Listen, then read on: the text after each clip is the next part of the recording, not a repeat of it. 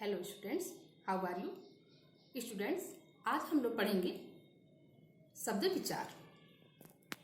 शब्द विचार चैप्टर के अंदर हम सबसे पहले जानेंगे कि शब्द किसे कहते हैं। तो एक या एक से अधिक वर्णों के स्वतंत्र व सार्थक समूह को हम शब्द कहते हैं। जैसे हमारा शब्द हो गया घुड़दौड़, प्रयोगशाला, पढ़ाई, लिखाई, राम, कोई भी शब्द हो गया, इसे हम शब्द कहेंगे।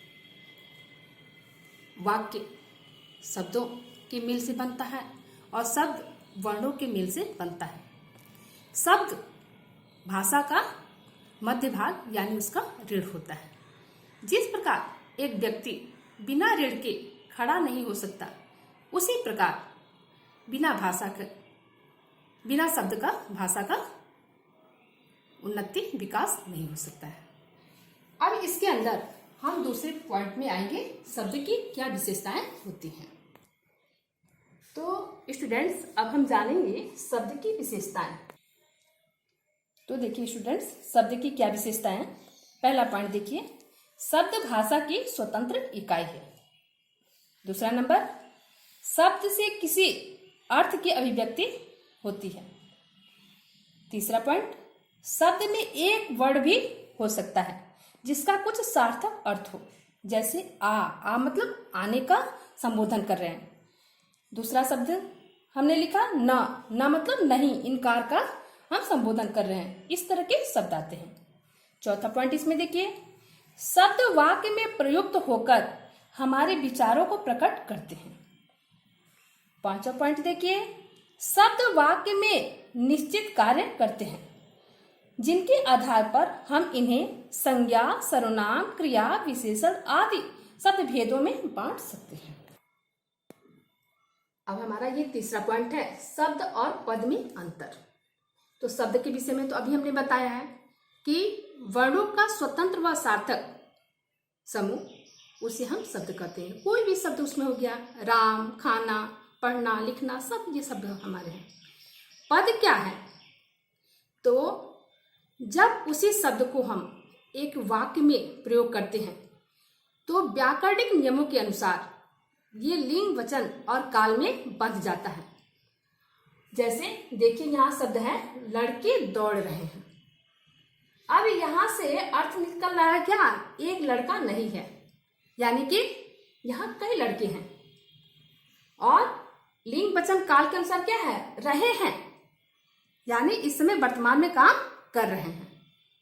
एक लड़का नहीं दौड़ रहा है, बल्कि एक से अधिक लड़के दौड़ रहे हैं। ठीक है, तो यहाँ ये निकल रहा है इसका अर्थ। तो वो शब्द फिर आपका शब्द न रह करके वो पद बन जाता है। चौथा पॉइंट हमारा देखिए, शब्दों का वर्गीकरण।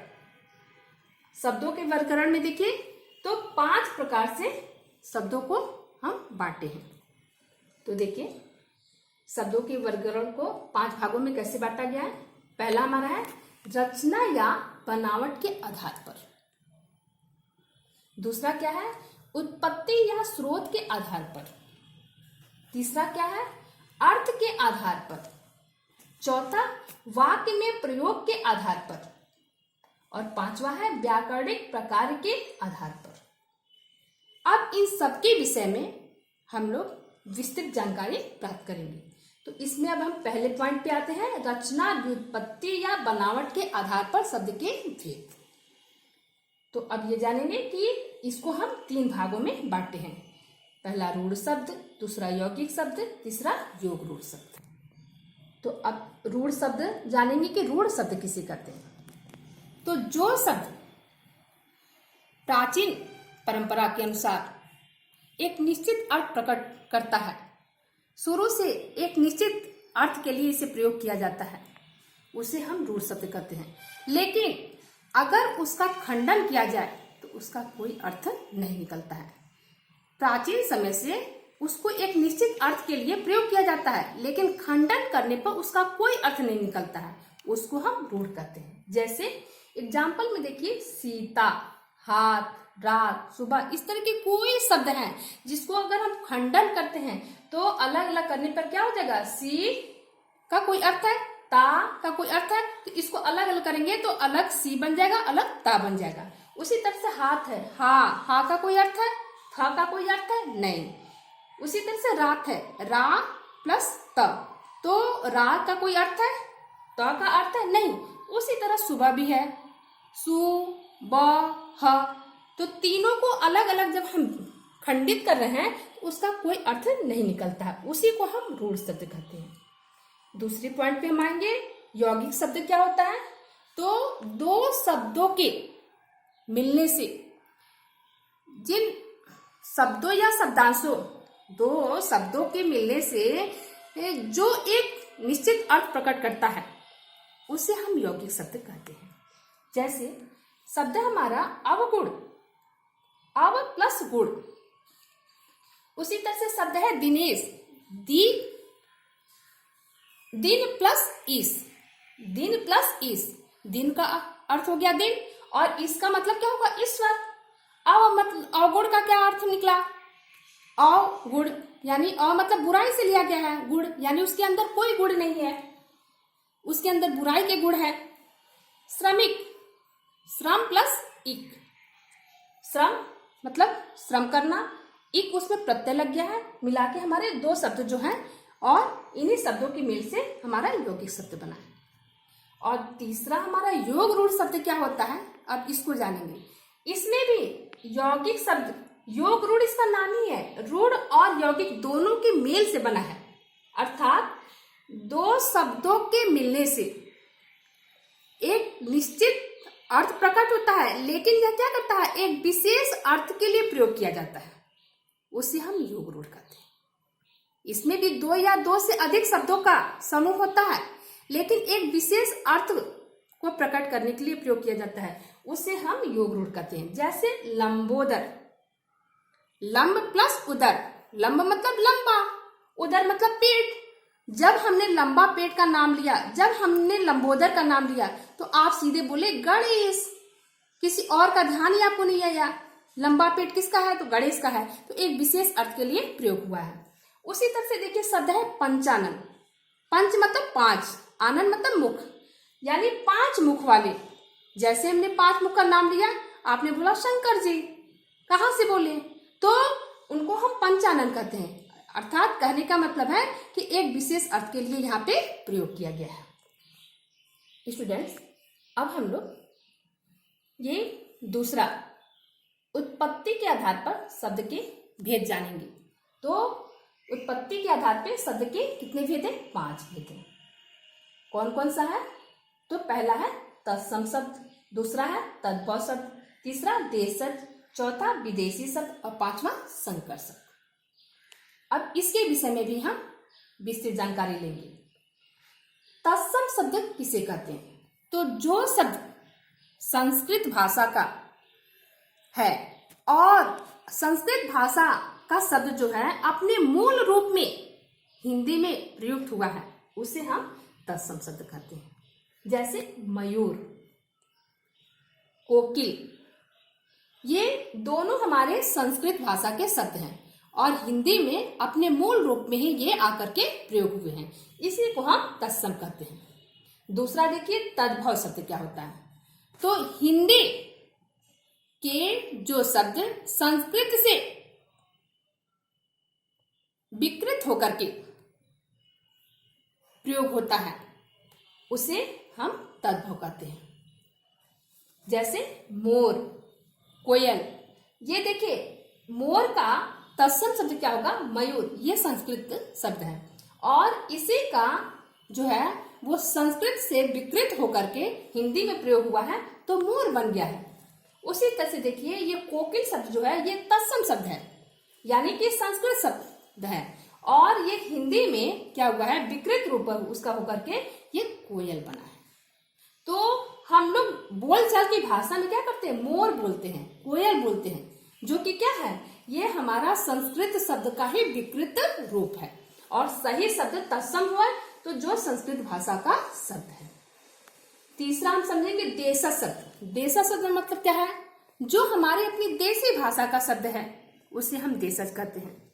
यानी कि हमारी बोलचाल की क्षेत्रीय भाषा के जो शब्द हैं जिसको हम हिंदी में प्रयोग करते हैं उसे हम देशज कहते हैं। जैसे जूता, खिड़की, डिबिया, ये इस तरह के कोई भी शब्द हैं जो हमारे देसी शब्द हैं, धोती, तो ये शब्द हमारे हो गए देशज। विदेशी शब्द क्या है? तो हिंदी में विदेशी भाषाओं के प्रयोग होने के नाते विदेशी भाषा के जो शब्द हिंदी में अपने मूल रूप में प्रयोग हुए हैं उसे हम विदेशी शब्द कहते हैं। जैसे चाय, डॉक्टर, ये क्या है? ये देसी शब्द नहीं है, ना ये तद्भव, ना ये तत्सम, ना ये देसी शब्द है, बल्कि ये विदेशी भाषा का शब्द है। और विदेशी भाषा के शब्द में हम अरबी, फारसी, तुर्की, पुर्तगाली, किसी भी इस तरह की भाषा, अंग्रेजी, सबको हम विदेशी की श्रेणी में रखते हैं। इसी क्रम में हम जानेंगे संकर शब्द क्या होता है। तो इसमें दो भाषाओं के मेल से जो शब्द बनता है उसको हम संकर कहते हैं। जैसे शब्द है हमारा रेलगाड़ी। अब रेल जो है ना, ये हमारा अंग्रेजी भाषा का शब्द है और गाड़ी जो है हमारा वो हिंदी भाषा का शब्द है। तो अंग्रेजी और हिंदी दोनों भाषाओं के मेल से एक शब्द बना है रेलगाड़ी। इसी को हम संकर कहते हैं, दो भाषाओं के मेल से जो शब्द बनता है। उसी तरह से रेल यात्रा, रेल हमारा अंग्रेजी शब्द हो गया, यात्रा हमारा संस्कृत शब्द हो गया। इसी तरह से तीसरा शब्द देखिए आपका बीमा पॉलिसी। तो बीमा जो है हमारा ये अरबी भाषा का शब्द है और पॉलिसी क्या है? ये अंग्रेजी भाषा का शब्द है। तो ये दो भाषा के मिलने से क्या हुआ है? ये बीमा पॉलिसी शब्द बना है। इसी को हम संकर बोलते हैं। इसी क्रम में अब हम तीसरा जानेंगे, अर्थ के आधार पर शब्द के भेद होते हैं। कितने? दो। कौन सा? पहला होता है सार्थक शब्द और दूसरा होता है निरर्थक शब्द। तो निरर्थक को पहले हम जानेंगे। निरर्थक का अर्थ होता है जिसका कोई अर्थ ही ना निकले, शब्द से ही अर्थ निकल जा रहा है। निरर्थक जिसका कोई अर्थ न निकले, जैसे हम चू, चा, खटर पटर, कुछ भी इस तरह के शब्द बोल रहे हैं, ये सब निरर्थक हो गया, जिसका कोई अर्थ भाव नहीं निकलता है। और सार्थक शब्द के अंदर देखिए क्या क्या आता है, जैसे एकार्थी शब्द, विलोम शब्द, पर्यायवाची शब्द, अनेकार्थक शब्द, श्रुति संभिन्नार्थक शब्द, वाक्यांश के लिए एक शब्द। तो स्टूडेंट्स, अब हम सार्थक शब्द को अलग अलग अच्छे से समझेंगे। पहला उसमें है एकार्थी शब्द। शब्द से ही अर्थ निकल जा रहा है। एकार्थी शब्द जिसका सिर्फ एक अर्थ निकले, जिस शब्द का सिर्फ एक अर्थ निकले उसे हम एकार्थी शब्द कहते हैं। जैसे मित्र, पत्नी, पुरुष, दीवार, लोहा, ईंट आदि, ये सब हमारे एकार्थी शब्द हो गए जो एक अर्थ प्रकट कर रहे हैं। दूसरा आता है हमारा उसमें विलोम शब्द। जो शब्द विपरीत अर्थ बताने के लिए प्रयोग किया जाता है उसे हम विलोम शब्द कहते हैं। जैसे हमने शब्द बोला सुख, पूछिए आपसे सुख का विलोम क्या होता है, तो उसके अपोजिट आप क्या बोलोगे? दुख। हमने बोला ऊंच, उसका उल्टा आप क्या बोलोगे? उसका विपरीतार्थक क्या बोलोगे आप? नीच। जीवन, जीवन का विलोम मरण। इसी क्रम में तीसरा देखिए पर्यायवाची।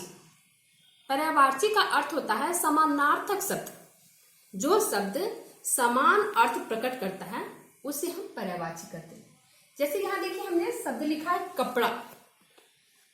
कपड़ा को और क्या क्या कहते हैं? समान अर्थ क्या प्रकट करता है? तो चीर, वसन, पट, वस्त्र, अंबर आदि।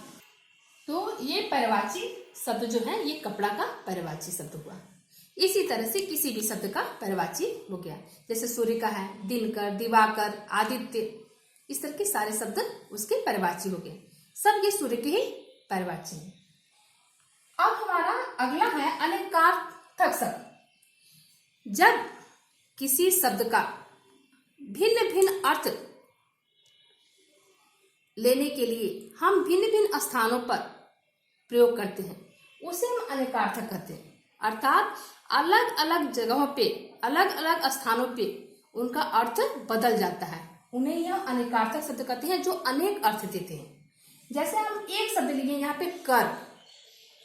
कर का देखिए, कर का अर्थ होता है हाथ, इसको हम कर बोलते हैं। कर मतलब हाथ, और कर मतलब सूंड भी होता है।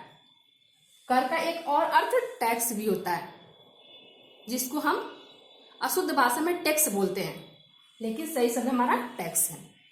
तो ये सब हमारे कर के ही ये भिन्नार्थक अनेकार्थक शब्द हो गए। चौथा हमारा आता है श्रुति सम भिन्नार्थक शब्द, जो सुनने और बोलने में एक जैसा लगता है लेकिन उसका अर्थ अलग होता है, उसे हम श्रुति सम भिन्नार्थक शब्द कहते हैं। जैसे देखिए शब्द है काट। काट मतलब होता है काटना, और दूसरा शब्द हमारा इसी की तरह से मिलता है काठ। ये काट है, ये काठ है। तो काठ का अर्थ होता है लकड़ी, काट का अर्थ होता है काटना, काठ का अर्थ होता है लकड़ी। दूसरा देखिए यहाँ पे ग्रह। ग्रह का मतलब नक्षत्र, कोई भी ग्रह हो गया। अब यही देखिए ग्रह इसी तरह से इसको ऐसे घुमा दिए हैं, यहाँ पे भी ग और र ही है, यहाँ पे भी ग और र है, लेकिन इसको हम गृह बोलते हैं। जब इस र को ऐसे गोल कर देते हैं तो इसे हम गृह कहते हैं। और यहाँ पे इसके पैर में जब ऐसे खींचे हैं तो इस र का उच्चारण हमारा दूसरे तरह से। नहीं तो देखिए दोनों शब्द एक ही जैसे, दोनों में ग और र का ही प्रयोग हुआ है। तो इस गृह का अर्थ होता है घर, और ग्रह का अर्थ होता है नक्षत्र। तो जो सुनने और बोलने में एक जैसा लगता है लेकिन भिन्न अर्थ देता है, उसे ही हम श्रुति सम भिन्नार्थक शब्द कहते हैं। नेक्स्ट हमारा है वाक्यांश के लिए एक शब्द। पूरे वाक्य के लिए, पूरे सेंटेंस के लिए जब हम एक शब्द का प्रयोग करते हैं, जो एक शब्द से पूरे वाक्य का अर्थ निकल जाता है कि हमारे कहने का क्या मतलब है, तो उसको हम क्या कहते हैं, वाक्यांश के लिए एक शब्द कहते हैं। जैसे लेख की नकल, हमने बोला लेख की नकल, तो आप एक शब्द में क्या बोलेंगे, प्रतिलिपि। जो थोड़ा जानता हो, कम जानने वाले को एक शब्द में क्या कहते हैं, अल्पज्ञ। ऊपर कहा हुआ, इसको एक शब्द में क्या कहते हैं, उपर्युक्त। उपर्युक्त यानी कि उपर्युक्त शब्द किसके लिए हम प्रयोग किए हैं, तो ऊपर जो कुछ हमने लिखा है उसी को हम क्या कहते हैं, उपर्युक्त। शब्दों को देखिए, ऊपर लिखे हुए शब्दों को देखिए, और एक शब्द में हमने उपर्युक्त शब्द बोल दिया। अब देखिए हम लोग इसके चौथे भेद को जानेंगे। प्रयोग के आधार पर शब्द के दो भेद होते हैं, एक सामान्य शब्द होता है और दूसरा हमारा तकनीकी शब्द होता है। तो जानिए आप कि सामान्य शब्द क्या है। तो जो कुछ भी हम सामान्य रूप से बोलचाल की भाषा में प्रयोग करते हैं, ये सब हमारा सामान्य शब्द हो गया। जैसे किताब, खाना, पानी, कपड़ा, कमरा, नदी, जो कुछ भी हमारी डेली की दिनचर्या में प्रयोग होने वाले शब्द हैं, वो सब हमारा सामान्य शब्द हो गया। तकनीकी शब्द, जब हम किसी तकनीकी के लिए, जिस कार्य क्षेत्र में हम काम कर रहे हैं उसके लिए प्रयोग करते हैं, तो वो सारा हमारा तकनीकी शब्द में आता है। जैसे देखिए ये विषय, हम किस टॉपिक पे बात कर रहे हैं, किस विषय पे बात कर रहे हैं, तो ये हमारा तकनीकी शब्द हुआ। जैसे संज्ञा, सर्वनाम, विशेषण, क्रिया, क्रिया विशेषण, ये सारे शब्द हमारे हो गए ये विषय के अंदर तकनीकी शब्द में। यदि प्रशासन के रूप में हम प्रयोग कर रहे हैं, तो जैसे सचिव, कनिष्ठ, वरिष्ठ, इस तरह के जो भी हैं ये प्रशासनिक शब्द हमारे हो गए, तो ये तकनीकी शब्द कहे जाएंगे।